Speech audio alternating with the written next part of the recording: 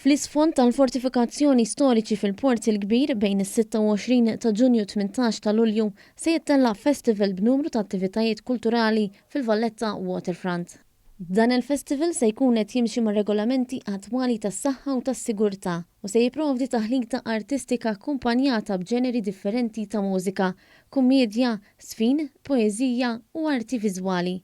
Sigmund Mifsud, iċ-ċermen eżekuttiv tal-Orkestra fil-Armonika ta' Malta, qal li l-Orkestra flimkien mal-Valletta Sport ħadet l-inizjattiva biex torganizza dan il-festival. Permezz tal-artisti tkun motivazzjoni għan-nies biex jerġgħu jibdew joħorġu u jgawdu mit-talent lokali. Harvey Delpex, uffiċjal kap tal-istrateġija tal-bank, qal li xewqa kienet li tiġi offruta l-opportunità ta' avvenimenti artistiċi ta' kwalità bil-mod kif aħna mdorrijin ingawdu lil sajfin. To create this event and make it possible for the artists to have suffered in the last few weeks, to offer them a stage, to offer them an opportunity to bring together all the communities of the Maltese and the communities of the artists to celebrate summer.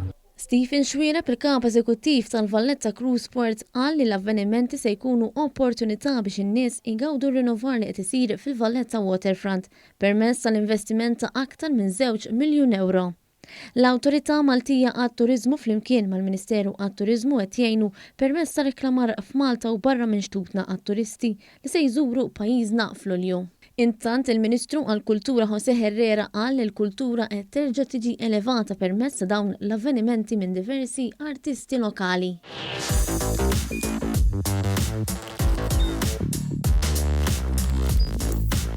Idħol fuq one.com.mt u hemmhekk tista' tara l-programmi kollha li jxandru fuq One permezz ta' One Play.